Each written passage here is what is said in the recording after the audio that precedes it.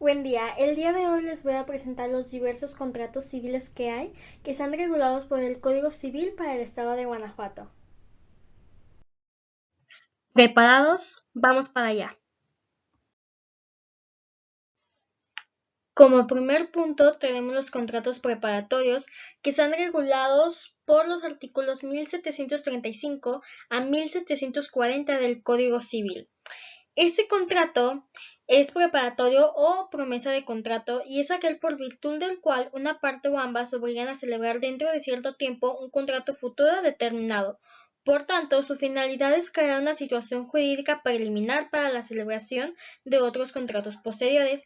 La modalidad que tiene ese contrato es que es principal, accesoria, bilateral, unilateral, consensual, formal, gratuito u oneroso.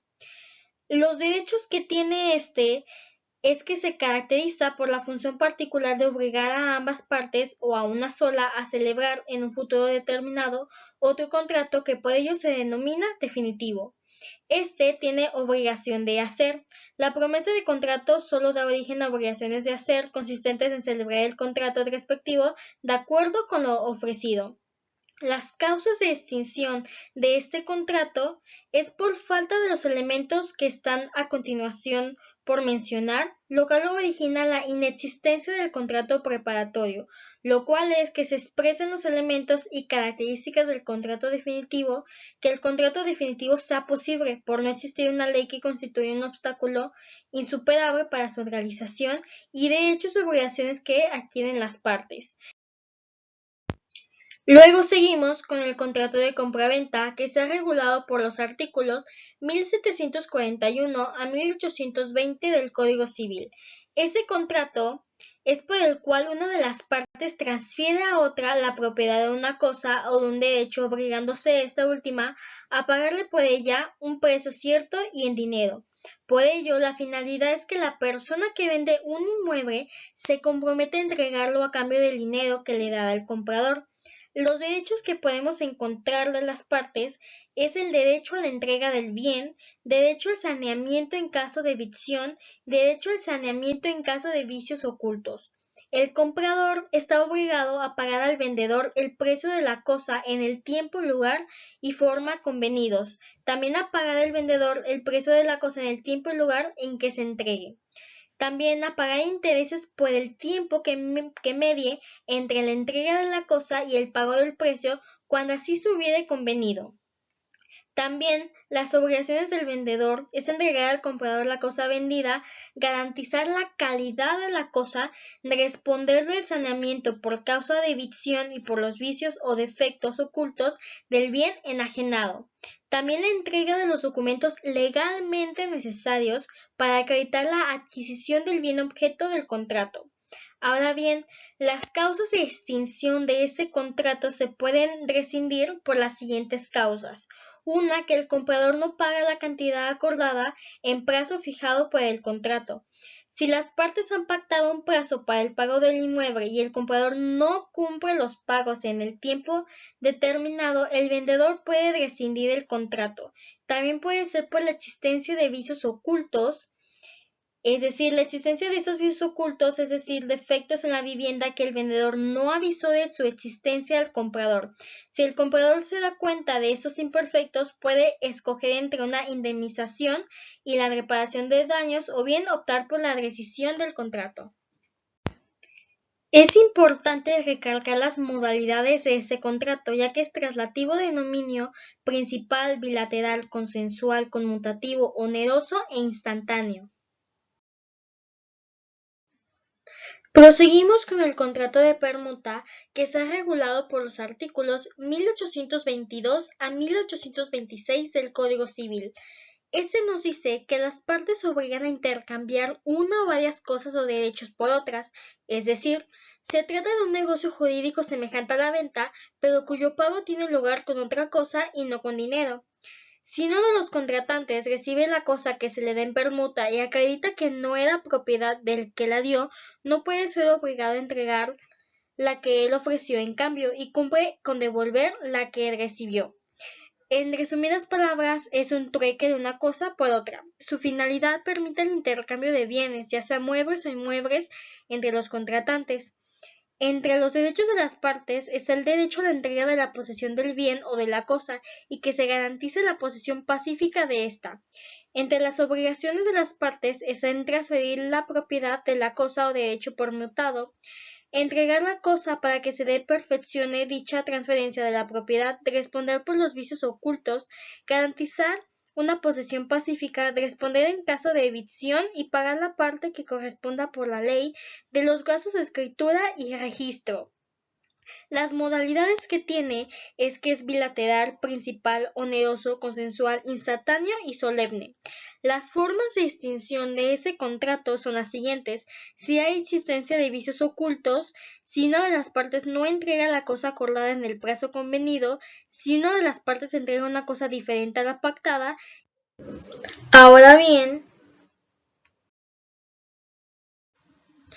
seguimos con el contrato de donación, el cual está regulado por los artículos 1827 a 1879 del Código Civil. Este es un contrato por el cual una persona transfiere a otra gratuitamente una parte o la totalidad de sus bienes presentes. Su finalidad es transferir a una persona gratuitamente una parte o la totalidad de un bien para así enriquecerlo sin esperar contraprestación alguna y sin tener deber jurídico de hacerlo. Entre las obligaciones vemos que el donatario no tendrá obligación alguna, únicamente la de manifestar la aceptación de la donación en cuestión, y obligaciones del donante de transmitir la propiedad de esa cosa y de hacer entrega de la misma. Entre los derechos está el derecho del donatario a la cosa donada. Las modalidades de ese contrato es que puede ser pura, condicional, onerosa o remuneratoria. La donación puede hacerse verbalmente o por escrito. Ejemplo, cuando la donación sea onerosa, solo se considera donado el exceso que hubiera en el precio de la cosa, deducidas de él las cargas. Entre las maneras de extinción de ese contrato, nos encontramos que puede ser revocada por ingratitud, si el donatario comete algún delito contra la persona, la honra o los bienes del donante o de los ascendientes, descendientes o cónyuge de éste, y si el donatario rehúsa socorrer, según el valor de la donación, al donante que ha venido a pobreza.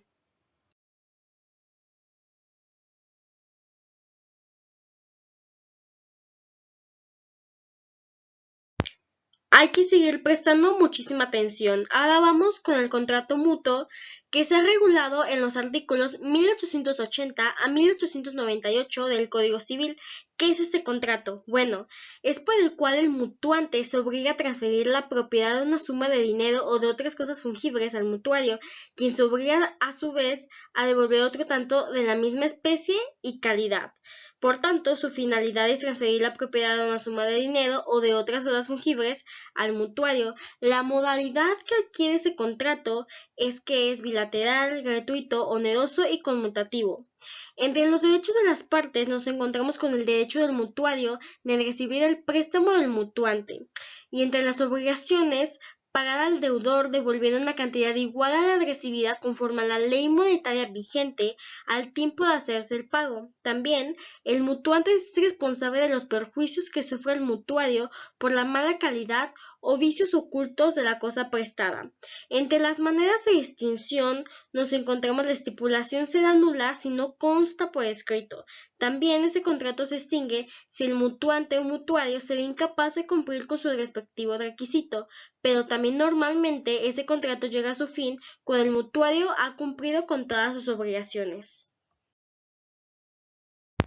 Seguimos ahora bien con el contrato de arrendamiento simple, que se ha regulado por los artículos 1899 a 1981 del Código Civil.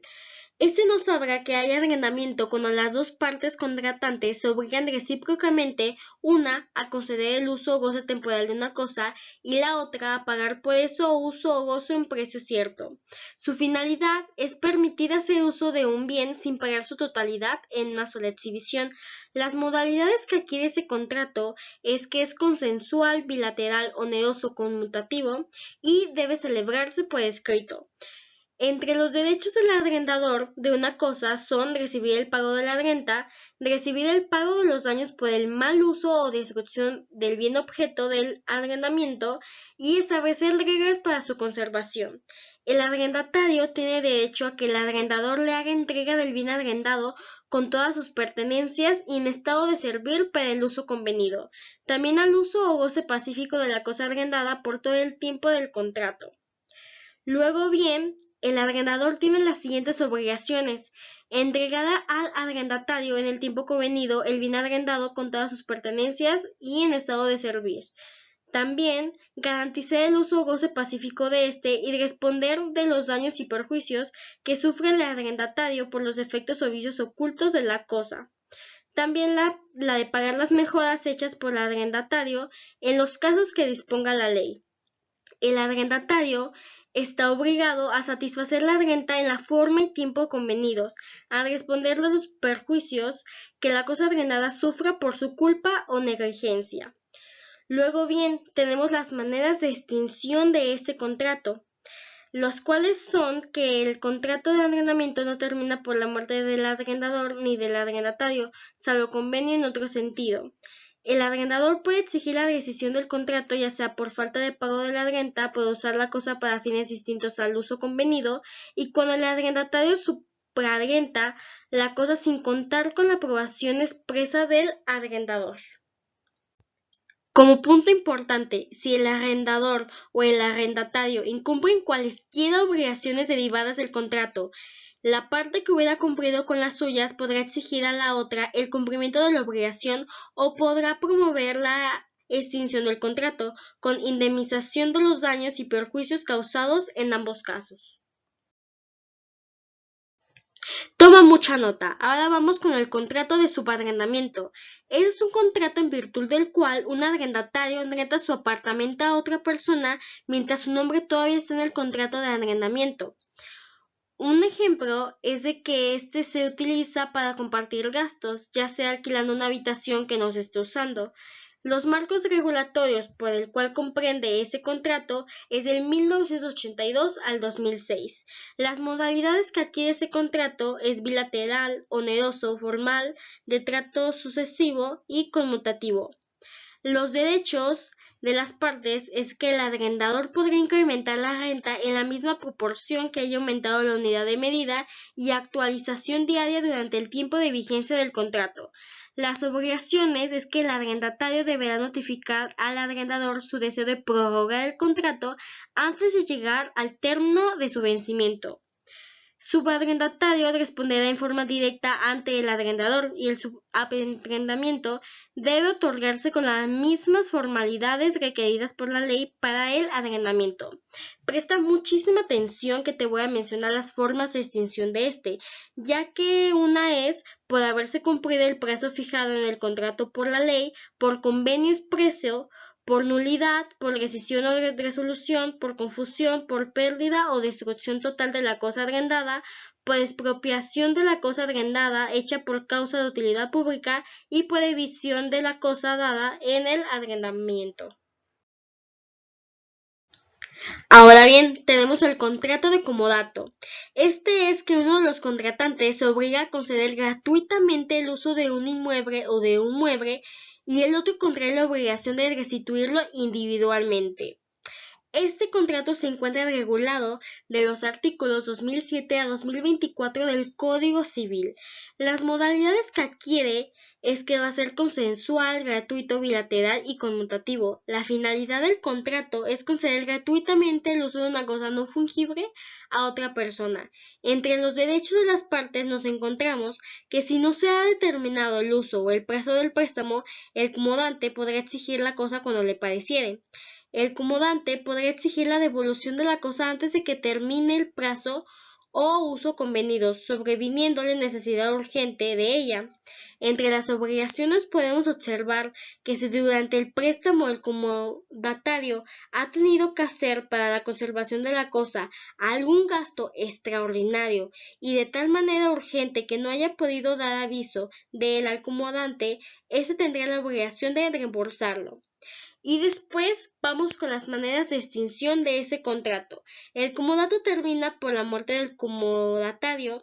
El comodato termina también por la enajenación de la cosa acomodada. En este caso, el comodatario deberá restituir la cosa al comodante, aun cuando no hubiera terminado el plazo o uso convenido.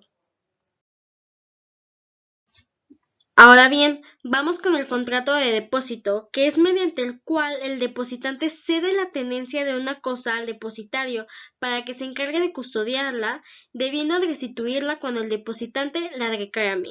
Ese contrato está regulado del 2025 a 2047 del Código Civil y las modalidades que adquiere es que va a ser principal, bilateral, oneroso por naturaleza, gratuito, consensual, de tracto sucesivo. Entre los derechos de las partes nos encontramos que el depositario tiene derecho a exigir retribución por el depósito, la cual se arreglará a los términos del contrato y, en su defecto, a los usos del lugar en que se constituye el depósito.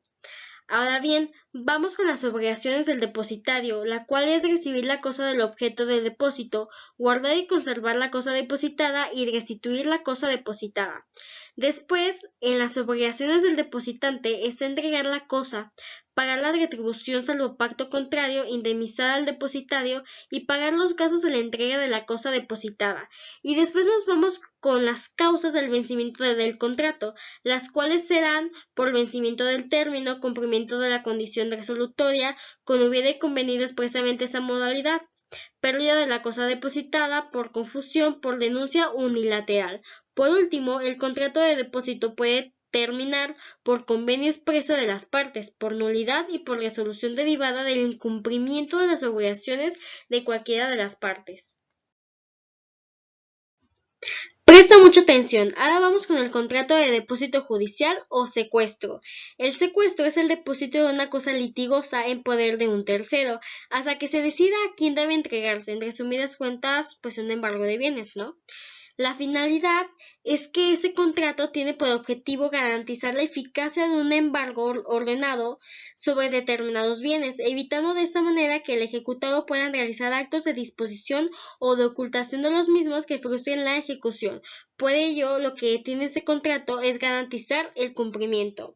Las modalidades que adquiere es que va a ser bilateral, gratuito, de buena fe y no traslativo de dominio ni de posesión.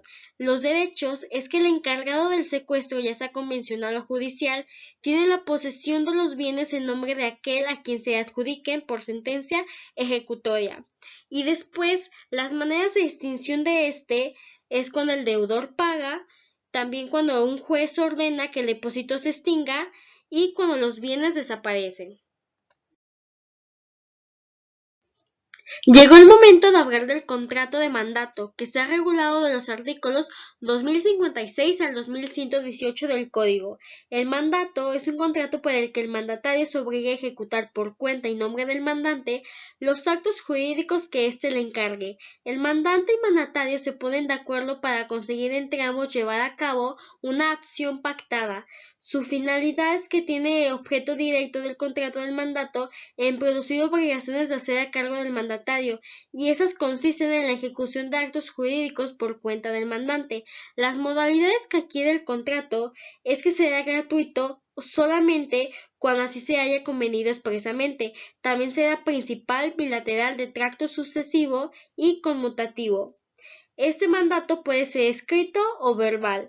Entre las obligaciones del mandatario respecto al mandante es el que el mandatario, en el desempeño de su encargo, se sujetará a las instrucciones recibidas del mandante y en ningún caso podrá proceder contra disposiciones expresadas del mismo.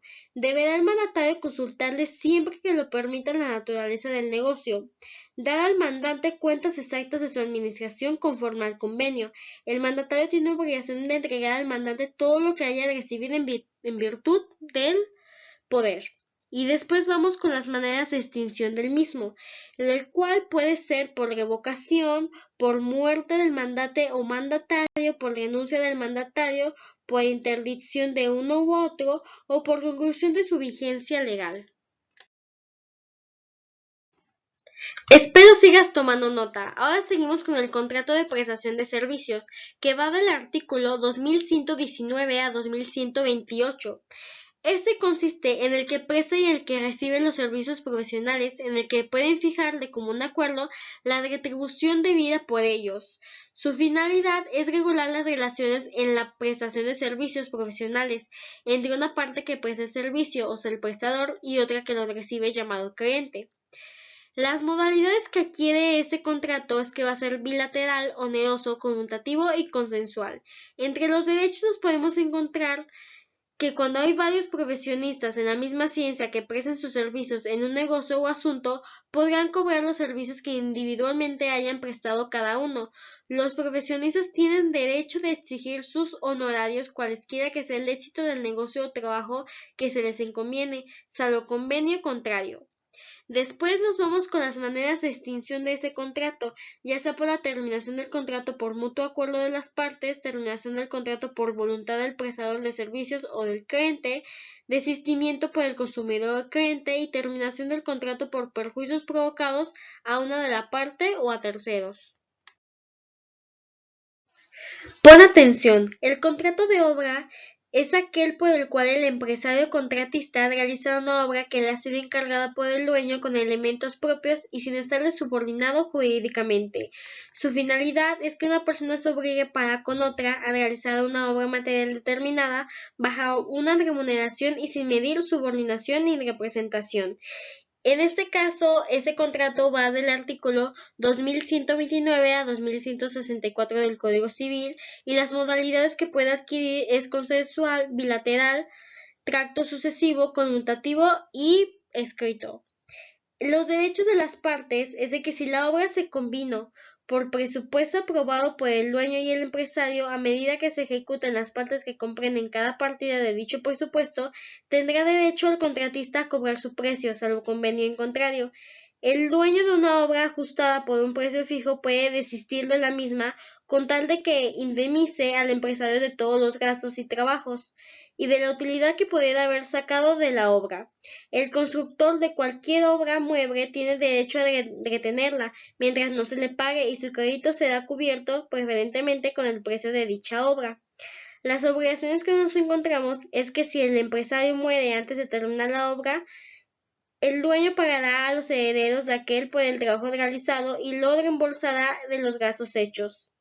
La misma obligación tendrá el dueño respecto del contratista si éste no puede concluir la obra por alguna causa independiente de su voluntad. Y las causas de extinción es por el desistimiento unilateral del comitente con la muerte del contratista y la imposibilidad sobrevenida en la ejecución. Sigamos ahora con el contrato de transporte y alquiladores. Este es un contrato en el cual un empresario pacta el traslado de una persona o cosa de un lugar a otro a cambio del abono de un precio. Es un contrato en el cual una parte llamada transportista se obliga a trasladar personas o cosas de un lugar a otro y la llamada pasajero o cargador que se obliga a pagar por un precio o un frete. Su finalidad, pues, en resumidas cuentas, es transportar bajo su inmediata dirección o la de sus dependientes por tierra, por agua, por aire, a personas, animales, mercaderías o cualesquiera otros objetos. Las modalidades que adquiere es que va a ser bilateral, oneroso, consensual y conmutativo. Los derechos del cargador es derecho a la ejecución de la prestación convenida, derecho a dejar sin efecto al contrato y derecho de preferencia. Entre los derechos del porteador es el derecho al cobro del porte o frete convenido. Las obligaciones del cargador es entregar las mercancías al porteador, suministrar documentos necesarios para el transporte de la mercancía o las personas y seguro por parte del contratista. Las obligaciones del porteador es realizar el porte, custodiar y conservar la carga y entregar la carga al consignatario. Las obligaciones del consignatario es otorgar el recibo de las mercancías transportadas. Y la extinción de este es rescindible a voluntad del cargador antes o después de comenzarse el viaje, pagando en el primer caso el porteador la mitad y en el segundo la totalidad del porte, y sin obligación suya de recibir los efectos en el punto y en el día en que la resolución se verifique. Ahora bien, vamos al contrato de sociedad civil que va del artículo 2189 al 2255 del Código Civil. Este es cuando varios individuos convienen en reunirse de manera que no sea enteramente transitoria para realizar un fin común que no esté prohibido por la ley y que no tenga carácter preponderantemente económico, que constituyen una asociación. Su finalidad es realizar un bien común. La modalidad que adquiere el contrato es oneroso, definitivo, principal, bilateral y civil. Los derechos es que los asociados tienen derecho de vigilar que las cuotas se dediquen al fin que se propone la asociación y con ese objeto pueden examinar los libros de contabilidad y demás papeles de esta. Las obligaciones es que los socios se obligan mutuamente a combinar sus recursos o sus esfuerzos para la realización de un fin común de carácter preponderantemente económico, pero que no constituya una especulación comercial. Las maneras de extinción se dan por transcurso del plazo de duración pactado en el contrato, por muerte, por insolvencia o incapacitación de alguno de ellos de los socios, por embargo del patrimonio social, por las deudas de cualquiera de los socios o por haber conseguido el objeto para el que fue constituida. En ese contrato de juegos y apuestas, las partes del contrato arriesgan o aventuran prestaciones patrimoniales a cambio de la posibilidad de convertirse en acreedores de otra prestación patrimonial a la que tendrán derecho en caso de acertar su pronóstico. Las partes que hay aquí es el organizador y el apostador. Las modalidades de ese contrato es consensual, bilateral, oneroso, aleatorio y no formal. Entre los derechos y obligaciones de las partes está en hacer cumplir lo que prometen. Después nos vamos con las maneras de extinción, ya sea por el cumplimiento, por el mutuo disenso, por desistimiento contractual, imposibilidad sobrevenida o por muerte de alguna de las partes. Ahora bien, el contrato de renta vitalicia es un contrato aleatorio, por el cual el deudor se obliga a pagar periódicamente una pensión durante la vida de una o más personas determinadas mediante la entrega de una cantidad de dinero o de una cosa mueble o raíz estimadas, cuyo dominio se le transfiere desde luego. La finalidad es que un deudor se obliga a pagar de por vida a una persona determinada. Las modalidades que adquiere ese contrato es que va a ser aleatorio, irrevocable, vitalicia, formal y escrito. Los derechos es de que si la renta se hubiere constituido en testamento sin designación de bienes determinados, el legatario tendrá derecho a que el heredero señale bienes bastantes sobre los que haya de constituirse hipoteca. Las obligaciones es de que si el que paga la renta vitalicia ha causado la muerte del acreedor o la de aquel sobre cuya vida había sido constituida, debe devolver el capital al que la constituyó o a sus herederos. Las maneras de extinción de ese contrato es de que la renta vitalicia constituida sobre la vida del mismo pensionista no se extingue sino con la muerte de éste. Si la renta se constituye sobre la vida de un tercero, no cesará con la muerte del pensionista, sino que se transmitirá a sus herederos. El contrato de renta vitalicia es nulo si la persona sobre cuya vida se constituye ha muerto antes de su otorgamiento. Es nulo el contrato si la persona a cuyo factor se constituye la renta fallece dentro de los 30 días de su celebración. El contrato de fianza es cuando una persona se compromete con el acreedor a pagar por el deudor si éste no lo hace. Su finalidad es garantizar el cumplimiento de obligaciones derivadas principalmente de otros contratos, convenios o leyes. Sus modalidades es accesorio, legal, judicial, convencional, gratuita o a título oneroso. Los derechos es que el acreedor podrá exigir la fianza. El fiador tiene derecho de oponer todas las excepciones que sean inherentes a la obligación principal. El fiador puede, aún antes de haber pagado, exigir que el deudor asegure el pago o le releve de la fianza. Las obligaciones es que puede también obligarse el fiador a pagar una cantidad en dinero si el deudor principal no presta una cosa o un hecho determinado. El fiador que paga debe ser indemnizado por el deudor. Y el que debiendo dar lo reemplazar al fiador no lo presenta dentro del término que el juez le señale a petición de manera legítima queda obligado al pago inmediato de la deuda. Las maneras de extinción es que la obligación del fiador se extingue al mismo tiempo que la del deudor y por las mismas causas que las demás obligaciones. Si la obligación del deudor y la del fiador se confunden, porque uno herede al otro, no se extingue la obligación del que dio al fiador. Los fiadores, aun cuando sean solidarios, quedan libres de su obligación si por culpa o negligencia del acreedor no puede subrogarse a los derechos. El contrato de prenda busca garantizar el cumplimiento de una obligación y su preferencia en el pago sobre un bien mueble enajenable. Su modalidad es accesorio, oneroso y escrito. Entre los derechos nos podemos encontrar que el acreedor adquiere lo siguiente: el derecho de ser pagado de su deuda con el precio de la cosa empeñada con la preferencia que establece, el derecho de recobrar la prenda de cualquier detentador sin exceptuar al mismo deudor, el derecho de ser indemnizado de los gastos necesarios y útiles, el de exigir del deudor la otra prenda o el pago de la deuda aún antes del plazo convenido. El acreedor está obligado a conservar la cosa empeñada como si fuera propia y a responderle a los deterioros y perjuicios que sufra por su culpa o negligencia y a restituir la prenda luego que estén pagados íntegramente la deuda. Las maneras de extinción de este es que se da por, ya sea por el pago o por cualquier otra causa legal que quede extinguido el derecho de prenda. La finalidad del contrato de hipoteca es garantizar el cumplimiento de una obligación y su preferencia en el pago. Las modalidades que ese contrato adquiere es accesorio, que permite garantizar una obligación principal, unilateral, gratuito, oneroso, bilateral, consensual y formal. Entre los derechos nos encontramos que el acreedor tiene derecho a la persecución, de enajenación, de preferencia y de ampliación, y derechos del deudor a la posesión del bien hipotecado, a administrar el bien, a percibir los frutos del bien. Entre las obligaciones están las de conservar el bien en tal estado y no realizar actos respecto del bien hipotecado que perjudique al acreedor.